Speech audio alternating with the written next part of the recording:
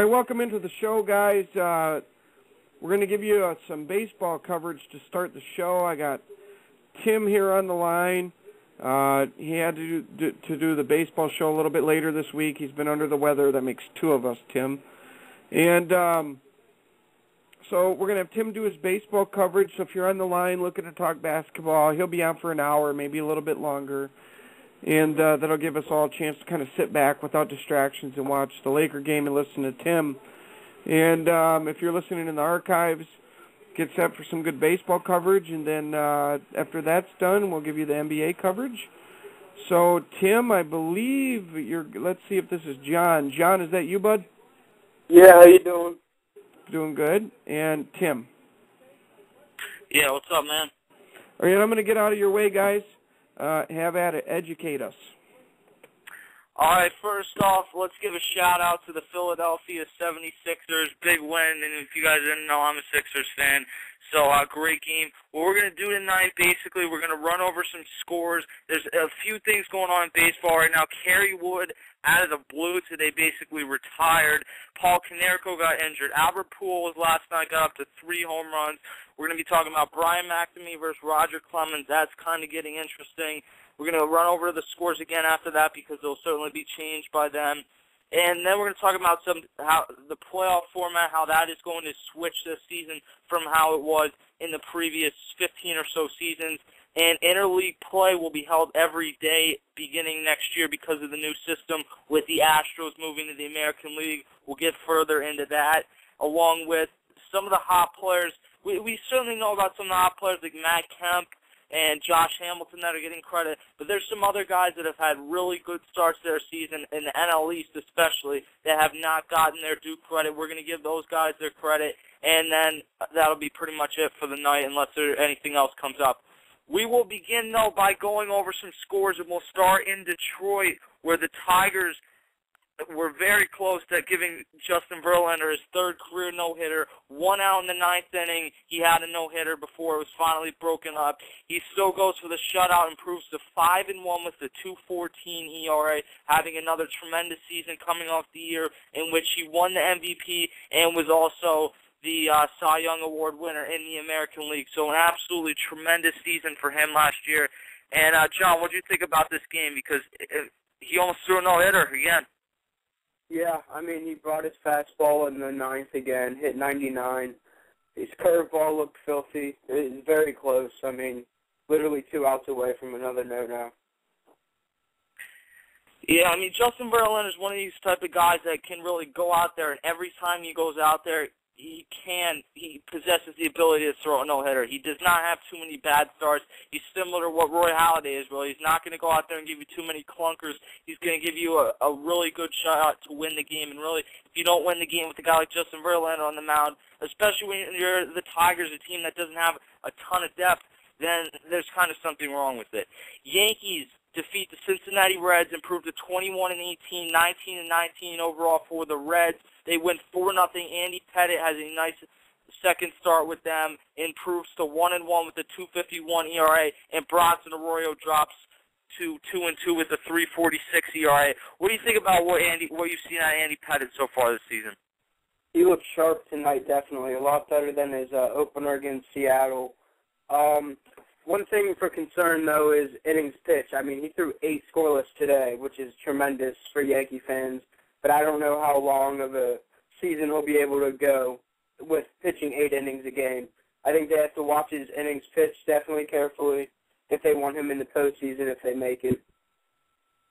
Yeah, I mean, he didn't pitch in the MLB last season, so the idea that he's going to come in and be a number 2 type starter is extremely unrealistic, and the Yankees are really leaving themselves out to dry, especially once it gets down to crunch time, if they plan on doing that for the rest of the season, unless they're going to go out and make a big splash at the trade deadline, which there's not going to be a real good pitcher out there from what we see so far this year, unless, like, Cole Hamels would become available, which isn't going to happen anyway. So, Toronto defeats the New York Mets 14-5 today. A nice overall game for them. I mean, that offense down there is tremendous. Ricky Romero improves to 5-1. Toronto had all 5 of their runs came on, or they had 5 home runs, I should say. And the Mets did have 1 home run in this game. Overall, Toronto is beginning to hit their stride, though. We've seen Joey Bats over the last few days with a few home runs, Jose Bautista. And, I mean, the Mets are hanging in there, 21-18.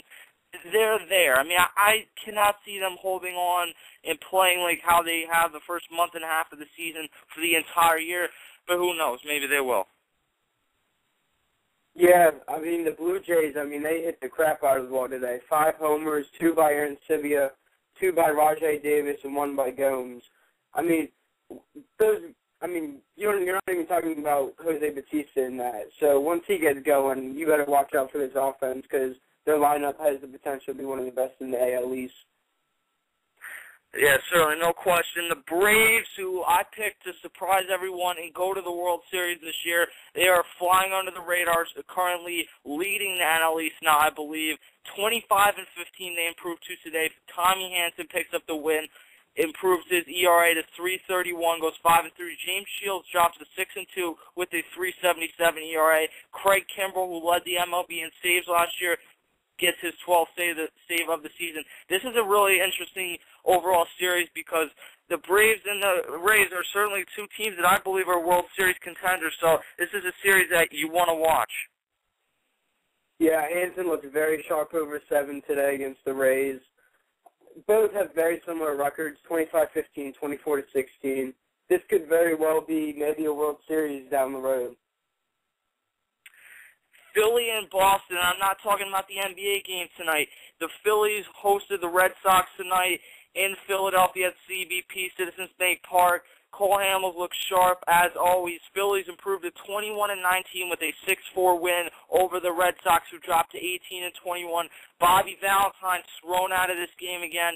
And, you know, quite honestly, I'm getting extremely sick of his act real quick. The umpire's throwing him out, though, and the gum fell out of his mouth. That was pretty funny. But overall, Phillies win this game. Jonathan Papelbon's the big story here. Everyone knows the success that he had in his 4 or 5 really good seasons with the Red Sox, and then was let go this offseason really without an offer, came to Philadelphia on a 5-year deal or a 4-year deal worth $50 million, and was extremely outspoken about how he could not wait to pitch against the Red Sox. In his first appearance against the Red Sox, the only guy who got on base was on an error. Overall, he looked really good. He is now 12 for 12 with saves this season. Cole Hamels improves to 6-1 with a 2.48 ERA. And Daniel Bard, the guy who should be the closer for the Red Sox, but they decided to move him to starter, is 3-5 with a 4.85 ERA. So, John, what did you think about this game? I mean, they're coming into the game very hot. They now have a 6-game winning streak. Carlos Ruiz and Freddie Galvis have been locked in these last couple weeks. Chooch is hitting close to 360, I think, now. I mean, Hunter Pence, this offense is starting to click. I still think they need Howard and Utley back, but they're progressing definitely. Jonathan Papelbon has been terrific for them closing ball games out this season. I see them continuing the streak maybe to 8 or 9. Yeah, and Jonathan Papelbon talked about that after the game, about how this is a team that can get hot at any time, and you may be beginning to see that at this point. Baltimore and Washington, the battle for Maryland, technically, even though Washington, D.C. technically isn't in Maryland, but we all know it actually is. Baltimore wins 2-1, improves to 26-14. This is one of those stories that people are not taking enough interest in. Baltimore is leading the American League East right now. 2-1 win over the Nationals, who have looked extremely good this season as well. Extremely well, good, whatever. They dropped to 23-16 this season. And for a long time, really, the Orioles fans in Washington or Maryland have been starved for a good team, and since the Nationals have been there, they really have not been much of a contender either. So to see that both of these teams are contending is a bright sign for the future. Kevin Gregg gets the win in this one. He improves to 2-1 with a 3.46 ERA. He's out of the bullpen, obviously. And then Strop gets the save. Matthews for the Washington Nationals drops to 2-1 with a 2.37 ERA, as this game was decided in extras in 11 innings, as Baltimore gets the big win. And we look over to the Battle of Chicago, an extremely interesting game. Besides the game, it's a good overall game, 3-2, with the White Sox coming out on top. They improved to 19-21. Chicago Cubs dropped to 15-24. And as I just mentioned about how good the teams in Maryland have been, the teams in Chicago have almost overachieved early on. Not the Cubs, but the White Sox somewhat have. And I just don't see that continuing even at close to a 500 record. I think that this is like a 73, 74 win team, and they played better than we have thought so far. Paul Konerko left this game with an injury. We will give you an update later on during this show on that. And then the Cubs, Kerry Wood today, out of the blue, essentially retired after striking someone out. I'll get to that more later on in this episode as well, because it's just a strange overall game. Yeah, Jeff Samardzija looks sharp again. He's been terrific this year for the Cubs. Even though he got the loss today, he's still 4-2. He's obviously their best pitcher this year, besides Dempster maybe, very close. Chicago, I should say. White Sox, I don't see them continuing to play this well, like you said. This team's very old. I see them being sellers at the deadline. I don't see them competing. I could see them getting rid of some major contracts and start rebuilding in this offseason. Yeah, I mean, certainly Paul Konerko could be one of those guys that we look at the off-season time, or at the trade deadline, I should say, and he could certainly be a candidate to be dealt at the deadline. I mean, we'll have to see. I don't know if anything's a lock right now with what's going to happen there, but I think that he is one of those guys that we could look at and see be traded at the deadline, because he's relatively, I mean, he's like 33, 34 years old, so he still brings a pretty good value to a team. And then also, the White Sox are looking to rebuild. Kenny Williams has made really no bones about it. He is trying to rebuild right now. This team needs to rebuild right now because they're just in a situation where they got too many bad contracts. They made too many bad trades for guys like Jake Peavy. And then you look at the Cubs side, they're essentially about a year further into the process with Theo Epstein in his first season as the GM. So for the next couple years, baseball in Chicago might be down. And, I mean, that's just kind of how the way it is right now, as Tupac would say. Now, the rest of the scores, I'm just going to run now because they're still going on right now as we speak, if my computers would stop having issues. All right, St. Louis is up 4-3 over the Dodgers. That is an extremely interesting game. Right now, most people are calling this a series that is featuring the two best teams in the National League East, arguably. I mean, there's certainly some other teams that you can look at, but up to this point, those probably have been the two most consistent teams. The Nationals maybe could make a case, and the Braves could make a case. The Angels are up over the Padres 1-0 in the top of the fifth inning. San Francisco is out of Oakland 3-1 in the fourth inning, and then Seattle, one other game that is about to go final. Seattle is up 4-0 over Colorado in the ninth inning, and Texas, also in the bottom of the ninth inning, is about to defeat the Houston Astros, who I'm still waiting for the wheels to completely fall off. That hasn't quite happened yet, so we'll wait to see that one happen, which it should be pretty soon. Minnesota over Milwaukee 11-3, and the one game I noticed I failed to cover here was Miami defeating Cleveland. Carlos Zambrano has looked really sharp so far, 2-2 with a 1.96 ERA, but the really positive thing here is that Heath Bell is able to get the save for the Miami Marlins, and that is important that they get him back on track. They signed him to a 3-year, $27 million deal at the beginning of this season, and then ultimately he really struggled early on to the point where he blew like 3 out of his first 5 saves. If the Marlins are going to contend like their original plan was, and they're 21-18 in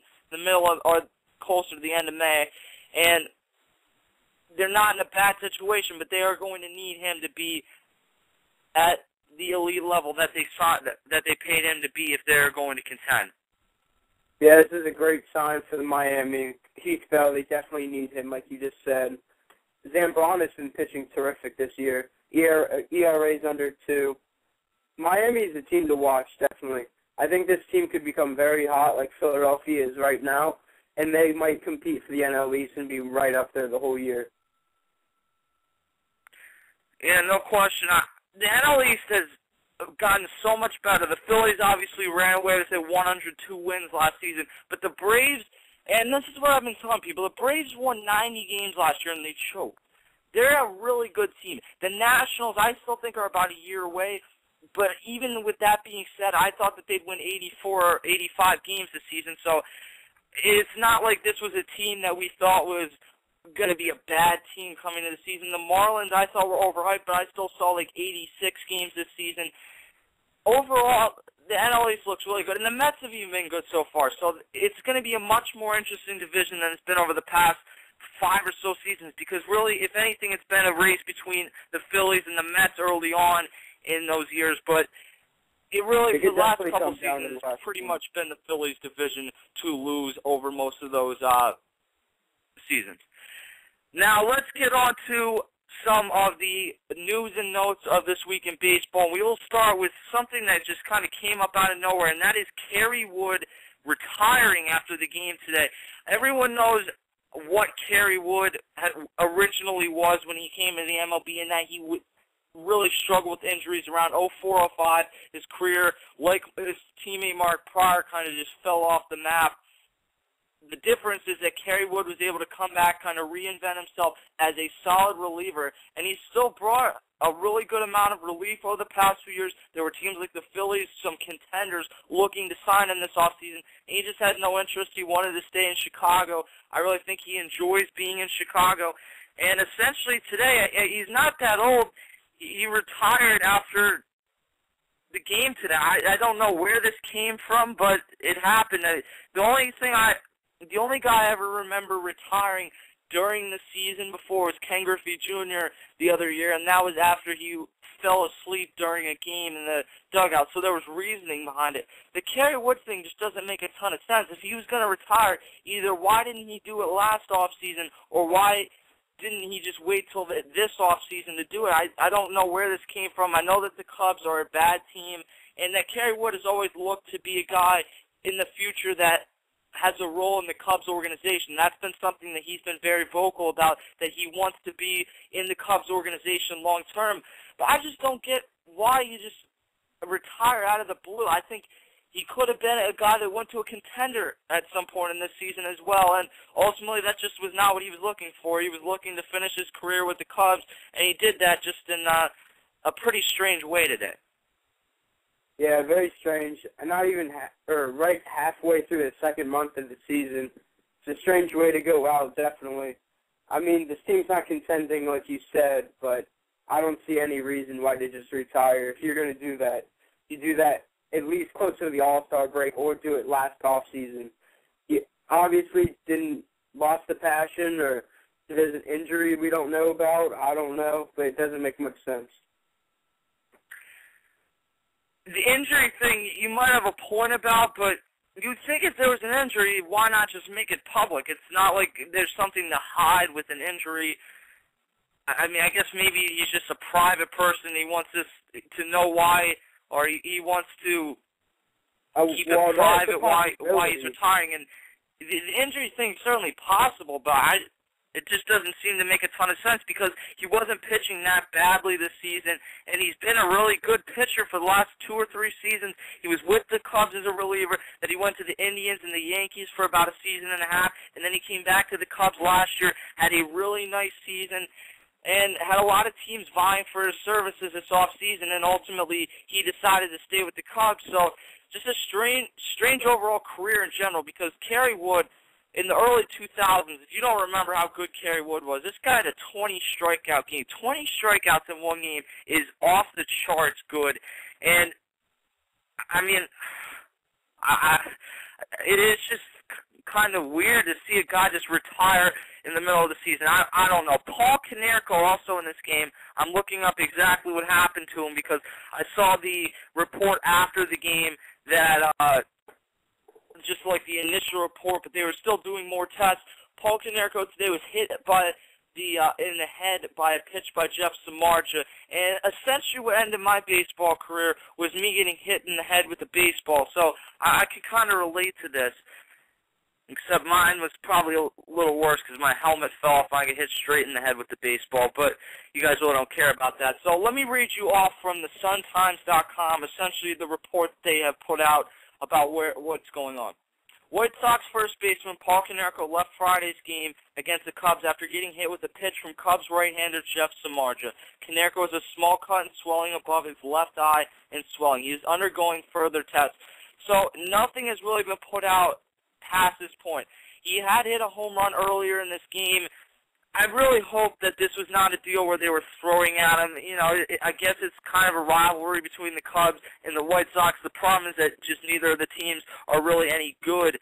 But I hope that essentially it wasn't that. And you hope that Paul Konerko is okay, because we've seen what concussions have done to guys like Joe or Justin Morneau. I mean, hell, I got hit in the head with a pitch in a baseball game, and I missed sports for like 9 months. So it can do a lot more damage than what you think. Fortunately, they wear gray helmets. You tend to think that things are just going to be okay with them, but it's a scary thing anytime you see anyone get hit in the head with a baseball. Yeah, this would be a huge blow for the White Sox also. He's one of the hottest hitters in baseball right now, playing probably being the best first baseman this year so far. I mean, if this was intentional, there's definitely going to be a suspension, but I doubt he's going to pull a Cole Hamels and admit it. So I don't see a suspension or a fine coming. It's bad. I mean, this ruins careers, like you said. Justin Morneau hasn't been the same. He's not the power hitter he used to be. He's just not the same person. It's really sad. Yeah, he just came off the DL again today. In his career, for all intensive purposes, his career is essentially over, and he's like 31 years old. This is a guy that won an MVP at like 26 years old, and things have just gone downhill from there. Unfortunately for Twins fans, they've been stuck with his contract. Joe Mauer hasn't lived up nearly to his contract, but that's getting off the point. If this was intentional, then that's complete bush league, because when you go to hit someone intentionally, it's part of baseball. I really don't have a ton of an issue. It's part of baseball in the MLB. If you do that in high school, that's way over the top. But it's part of the MLB, so I don't make a huge issue about it. It's just like I did another week with the Cole Hamels thing. But when you go to hit somebody on purpose, you hit them in the back. So you aim for their chest, they turn, they get hit in the back, or the arm, whatever the case is, something that you know that you're not going to do a ton of damage on, because you don't want to do a ton of damage to a guy to give him a long-term injury. You just want to send the message that essentially you're in control of whatever rivalry you're in or the game you're in or whatever the case is. So, I mean, John, do you have a problem when people hit each other on purpose? Depends on the location. I mean, we had this discussion of last week, I believe, with Hamels. If you're going to throw at someone, you throw at their back. You don't throw it anywhere near their head or their legs. And this might be intentional, because I was just reading this article, and I guess Phil Humber actually threw it to Cubs first baseman Brian LaHair at the inning right behind him. So there might be a rivalry. I'm sure that was intentional, because Brian LaHair, for those of you who don't know, Brian LaHair has been tearing it up this season. He's having a great year for the Cubs so far. So certainly that part was intentional. Philip Humber threw a no-hitter earlier in the season, but that part was certainly a perfect game, actually. That part was certainly intentional.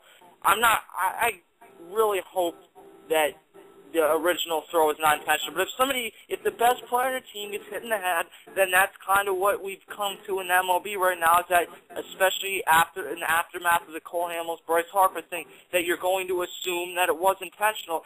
And this kind of looks like that it has the possibility that it was intentional. You hope not, but I certainly wouldn't rule it out.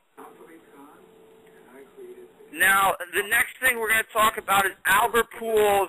I mean, it's like a huge thing when this guy hits a home run now, which is kind of a shame, because he just is beginning a 9 or 10-year deal right now. So that's kind of not something you want to see if you're an Angels fan. But he has gotten back on track a bit this week, still not to the point that he needs to be, considering he's making almost $25 million.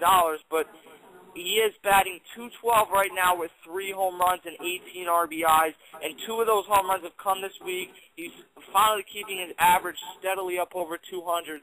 So, I mean, this is kind of going to be one of those years with Albert Pujols, and I heard an announcer say this about a player the other year who was having a bad season. It's like one of those deals where he's expected to do better and starts just pitifully slowly the way Albert Pujols did. And he said it's not about the type of numbers you put up. It's going to be about people going through and realizing how he got to the numbers that he ends up putting up at the end of the season. And that's going to be the case with Albert Pujols. The chances of him hitting 37 home runs like what he about averages essentially, it's not very likely at this point. But if he can get to 29, 30 home runs, then you kind of got to look at it and say, well, that's underachieving for what we're used to. But overall, after the way he started, that's probably a pretty good season. I see Pujols continuing to struggle for maybe a couple more weeks. Then I see him getting locked in, though. It's about time till this guy does something. I mean, last year, if we had this conversation, you'd think we're on drugs. This has been the best baseball player in the last decade. I mean, this guy is an unbelievable player. It's just a matter of time until he gets out of this. Yeah, not only has he been the best baseball player of the last decade, he's been one of the best baseball players of all time through 11 seasons of his career. You can make a case he's been one of the top 5 hitters in a 10-year period ever because of some of the numbers he put up. If you look at some of the names that he is around in the company of guys that have had those type of seasons, you're talking Babe Ruth and Willie Mays, those type of guys. No one, and especially considering when you look at the sample sizes of guys like Babe Ruth or Willie Mays, you're talking like just straight up 10 years. For Albert Pujols, you're talking the first 10 years of his career, and he's only, 32 now, they say. I mean, I know there's rumors out there that he's older than he actually is, whatever, but considering he's done that through the first how many years of his career, yeah, John's pretty much on track. He's going to come around at some point, and you would tend to believe that at some point it's going to be relatively soon. Now, something that I was asked on Twitter last night to talk about on the show, and I got to look up, give a shout-out to whoever this guy was who asked me about it. It was the Mad Genius 313. I believe he is in the chat room right now, so go follow him on Twitter. He asked me to talk about the Brian McNamee and Roger Clemens trial. This is something I kind of avoided, but I have talked about it relatively. I made a video about it this week on my YouTube show, and it's something that essentially I try to avoid because I really, truly do not care anymore about the steroid era. I want to get past that. The baseball's into a better era now. But Roger Clemens is one of the best pitchers of all time, whether he did it clean or not. Well, we all know that he didn't do it clean, but let's just play along for a second. Is kind of under the microscope right now, and let me just run down how this quickly got started, because some people might have forgotten or whatever. We all remember the Mitchell report came out, and that was George Mitchell. Bud Selig to get the government and everyone off his ass. He decided that he was going to hire former Senator George Mitchell, who, by the way, is a huge Red Sox homer. So owns part of the Red Sox. Let me just throw that part out there. But he hires George Mitchell to bring out and release his findings after investigating the steroid era. So essentially, he could have done whatever he wanted because that's such a broad topic. So he comes back with these 2 trainers, Kirk Randomski, who was a former Mets bat boy, and then Brian McNamee, who was a trainer for Roger Clemens and Andy Pettitte. And that we all know that the 2 big names in the Mitchell report were Andy Pettitte and Roger Clemens. Now, that day I did enjoy seeing some of the names of people who were on steroids because at that time, I wanted to know. I want to know everyone was on steroids. But it became a point after that it was just like, I really don't want to know because it just, taints everything that I've ever watched in my lifetime of baseball. I don't want to know who was on steroids anymore. And it did nothing but brought negativity and a black cloud over the MLB because, there's a group of people who either began watching baseball in the home run chase in '98 or got back into watching baseball then because they thought it was real and they were really enjoying it. And, I mean, there's some people who don't care that they use steroids, whatever, but it brought a black cloud over the game, and for Bud Selig to continue doing this, I know we talk about how bad of a commissioner David Stern is. Bud Selig's probably been worse over his tenure. Just David Stern's been worse over the last 4 or 5 seasons. Basically, since the Donahue thing, I know that there's been things that David Stern's done badly throughout his career, but the Donahue thing since then, I think he's done an absolutely pitiful job as commissioner. But Bud Selig's done just as bad. He's just done some decent things as of late. So they are in trial. Roger Clemens originally took this on Congress himself. Rather than being just the guy that says, no, I didn't do it, and then just disappearing the way that Barry Bonds essentially has, he decides that he's going to take this on to Congress and testify for defamation against Brian McNamee. And Brian McNamee, and essentially it was a waste of time, a 3-hour thing. I watched it, but I really don't understand what the point was. Everyone just essentially left thinking, wow, before this trial, we knew that Roger Clemens took steroids. Now, we think Roger Clemens is a dick, and we know he took steroids. So, it really did nothing positive for Roger Clemens. After that, after Barry Bonds, it had come out that he was going to be tried for perjury. Roger Clemens then, because he took this on, was under a microscope, and you know when you swear in to a court hearing that you say, I swear to tell nothing but the truth, blah, blah, blah. And they believe that he did not do that in this case. So he is now on trial for perjury. This is the second time. It was thrown out the first time, but I believe they brought it back up.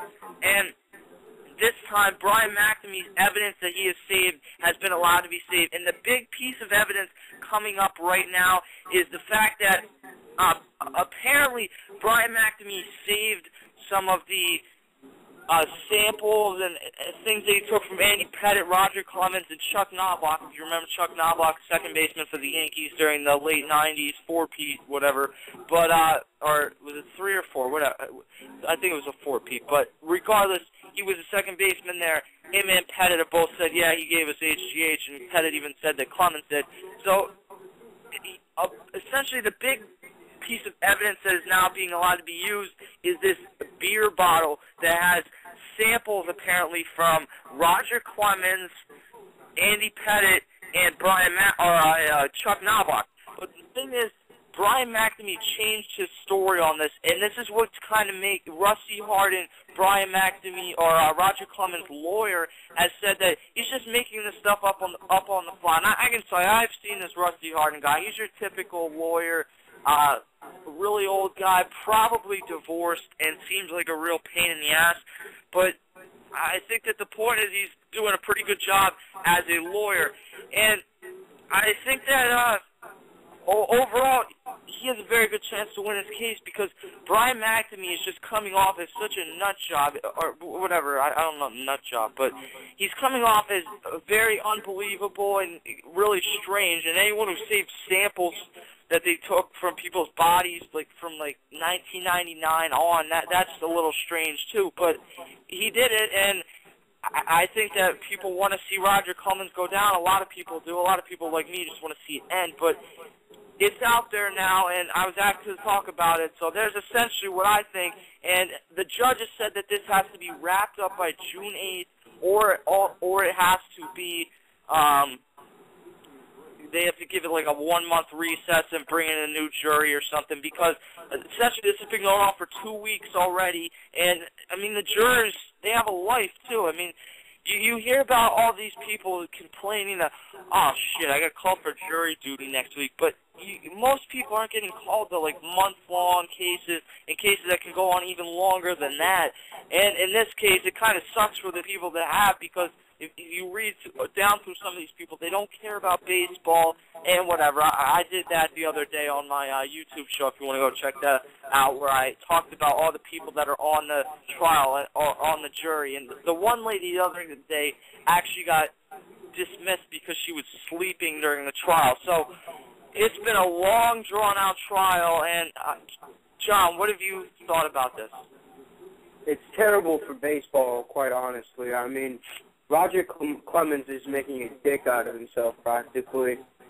Just all the steroids, it's trying to just get it out of the past and start a new era, like you said. It's kind of, It is annoying, actually, just talking about this still. I mean, if you did it, just admit it. I mean, Andy Pettitte admitted it, and look at him now. He's just threw 8 scoreless innings for the Yankees. I mean, if you admit it, good things will happen to you. I'm not saying take steroids and admit it just to do it, but if you do it, admit it. Just be a man and do it.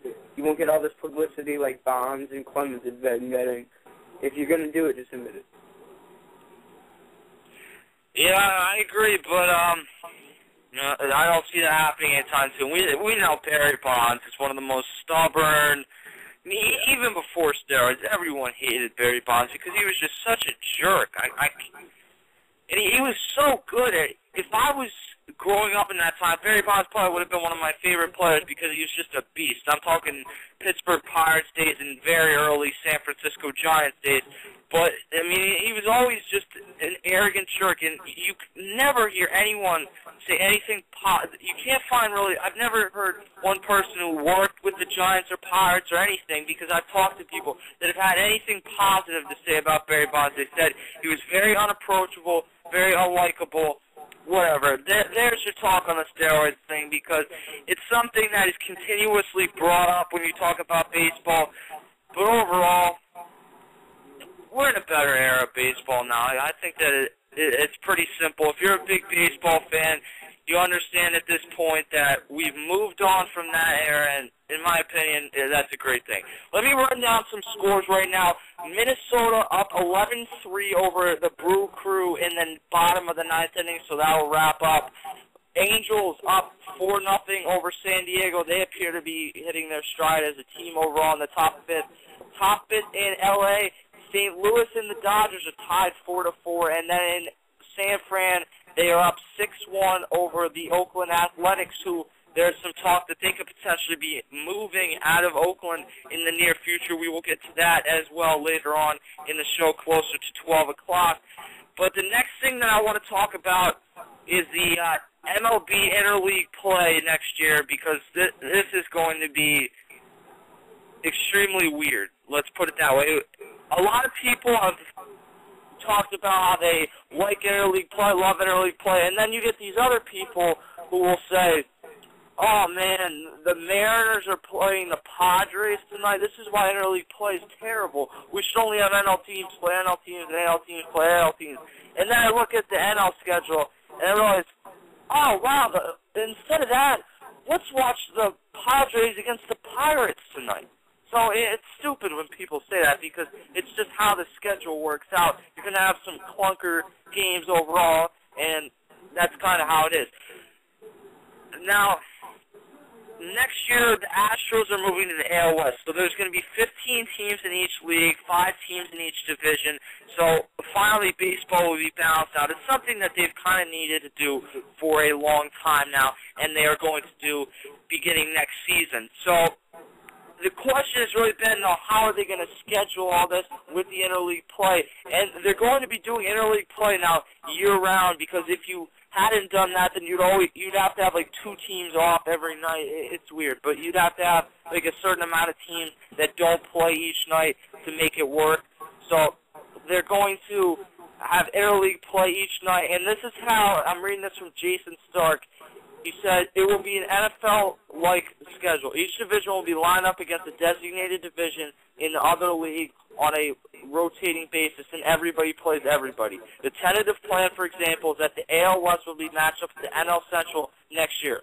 So all 5 teams in the AL West would then play all 5 teams in the NL Central, period.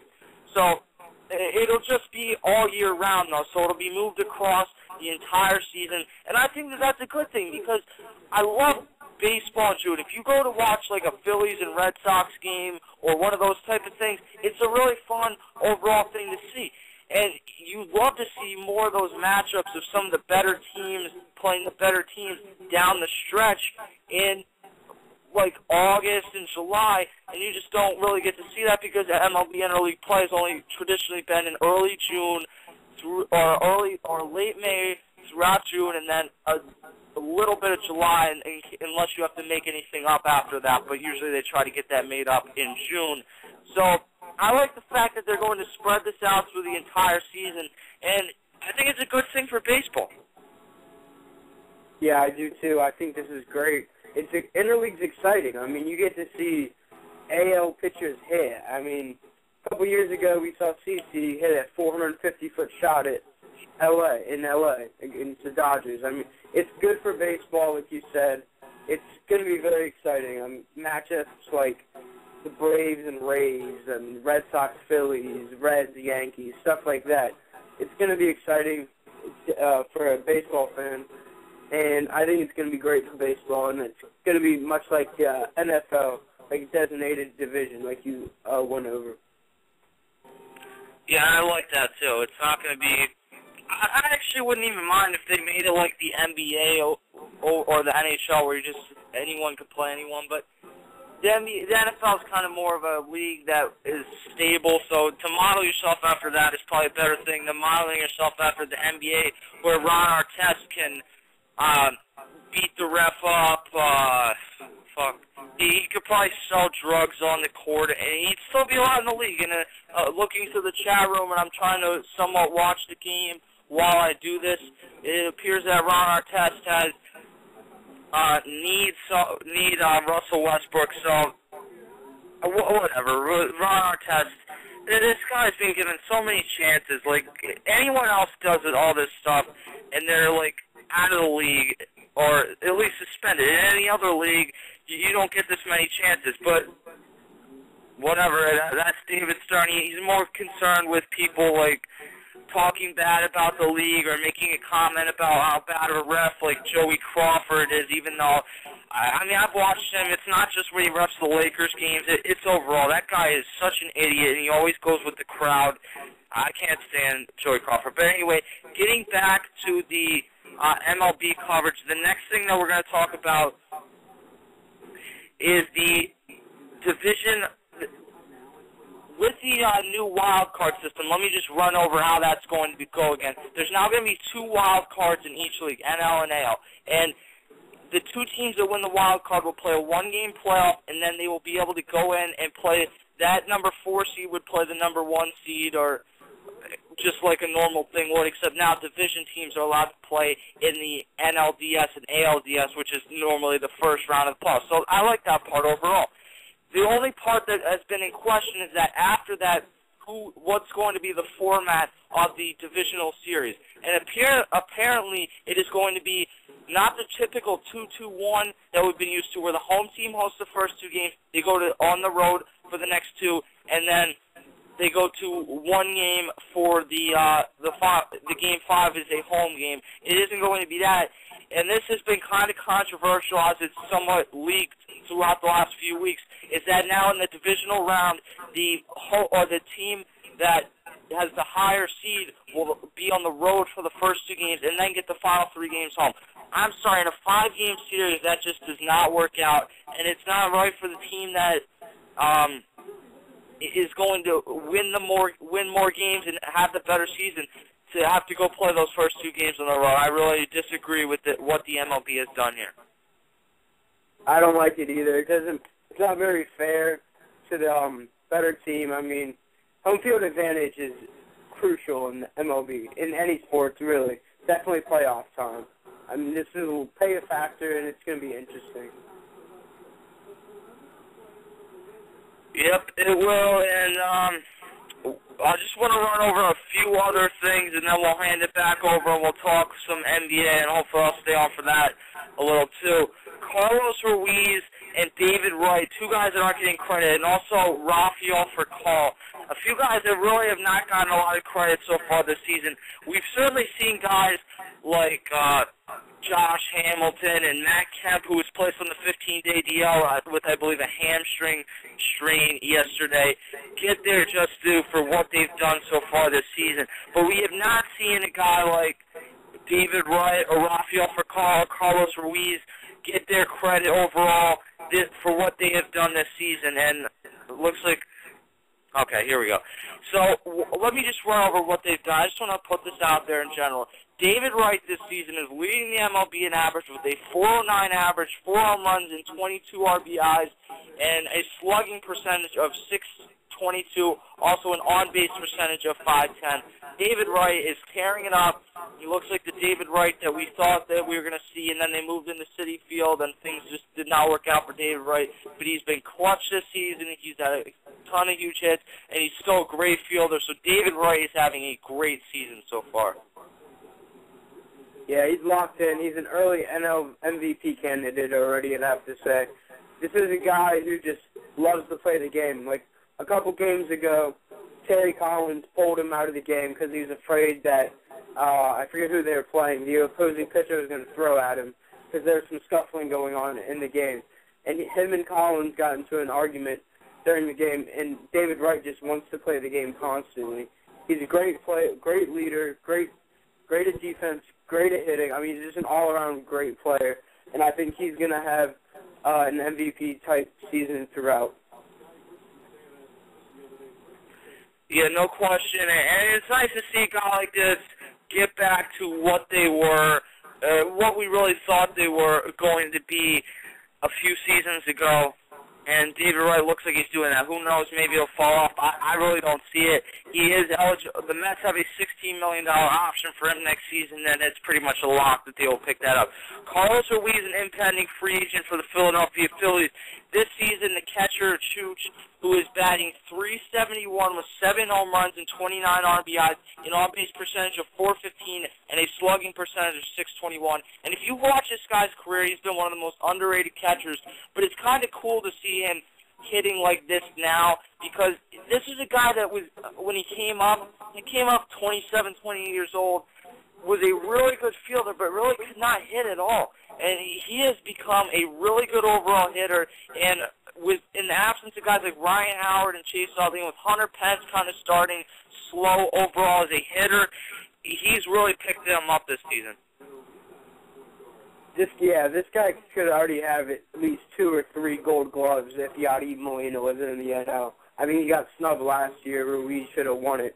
But besides that, Ruiz has been on a tear on the plate this year. I was reading an article earlier today where they think this guy might be the best catcher in the game right now, in the NL and in the game, essentially. This guy's on a tear, great defender. He's just a great leader. He's carrying this Philadelphia team, really. He's getting 3 or 4 hits, getting a ton of multi-hits, showing power. He's going to have another breakout year. Like you said, he's been underrated for at least the last 5 years. He's worked at the pitching rotation very good in Philadelphia. He's just a great team player and great player.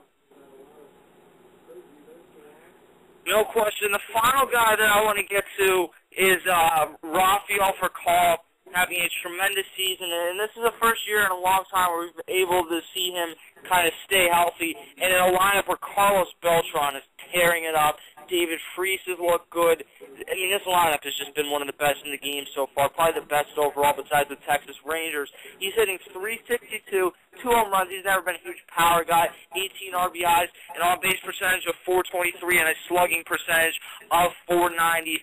So overall, we have seen some guys kind of be underrated so far this season. One final note that I want to throw in there is that Torrey Hunter, who has been put on the restricted list by the Anaheim Angels, Los Angeles Angels, Anaheim, whatever they're called this week, has been, the reason that this happened, I should say, is that his son allegedly raped an underage girl. I think he's like 17, and he did it to like a 15-year-old. I don't know the exact details of the actual case, but I just wanted to inform everyone that's why he was put on the restricted list, and that he is joining his son in Dallas, according to an ESPN Los Angeles article. So no question there. That's something that you hope Torrey Hunter gets back soon, because he is one of the best players. Over the last 10 years, Torrey Hunter's actually been one of the better players overall. Yeah, he's a great player, and the Angels definitely need him back, struggling the way they are. They're starting to play a little better, but if they want to exceed it and essentially catch the Rangers, they definitely need Torrey Hunter back. Yeah, no question. All right, that is pretty much what we have for you guys on baseball tonight. I know there's a lot of people want to talk about this Lakers and Thunder game where the calls are just really going in the Lakers' favor. But, hey, let's not forget to show your love for your town, your team, your Philadelphia 76ers tonight, because They are 2 games away from the Eastern Conference Finals, and I mean, I try to keep it unbiased, but I hate the Boston Celtics, so this could not be any better. And with that, I'll give it back over to Bruce. Hey, wait a minute. Tim? Yeah. Yeah, plug your Twitter, plug your YouTube account. Tell people how they can get there. All right, my Twitter is @CashKelly, Kelly _TRST, and then YouTube, you can go to youtube.com/Mr. Kelstar. Check out the Real Sports Talk. We cover pretty much every sport out there. We're going to start even doing some NHL as the Stanley Cup gets close. We cover NBA, NFL, NASCAR, WWE, every sport that's out there pretty much. We have 5 or 6 different people on the show, so even if you don't like one person's perspective, there's always another person on the show that you could certainly listen to them and enjoy them. And we've been doing pretty well with views lately, and you can also like the Real Sports Talk on Facebook. Yeah, and out of about 4,400 or 4,500 sports shows here on Blog Talk Radio, this show is always in the top 5, top 10. A lot of weeks we hit number 1 for most popular in the sports section on Blog Talk Radio. And I don't think people understand how many thousands of people download this show in iTunes and the RSS feed. You see some people trickling into the chat room. Some nights people can't get into the chat room. Some browsers don't get into the chat room. Some people listen on their phones, iPhone, whatever. It's on late at night. The highest amount of downloads come first thing in the morning. People take this podcast to work. Thousands of listeners. So I want you listeners to go to Tim's YouTube and his Twitter. Get your pen and paper ready here, archive listeners. And I'm going to have Tim plug him for you one more time, and I want you guys to go out and support Tim. Plug him again, Tim, one more time. All right, Twitter is @CashKelly, Kelly _TRST, and then you can like the Real Sports Talk on Facebook, and then go to youtube.com/Mr. Kelstar, MRKELLSTAR, and you can listen to the Real Sports Talk, one of the best, I think at this point, probably the best overall YouTube channel in terms of a volume of videos and everything out there right now. Yes, sir. And, of course, as the baseball season gets going even more, Tim's written some good baseball articles in the past, and I have a feeling, Tim, you'll be scratching that itch again here in the future. Yeah, as soon as I get done with finals, I'll turn over to doing that. Yeah, BlitzSportsNetwork.com. You'll see Tim on there. Definitely a great job, guys. John, good job. And I guess we'll switch gears here. So, Tim, look forward to next week. Glad you're feeling better. And good job, bud. All right, can I say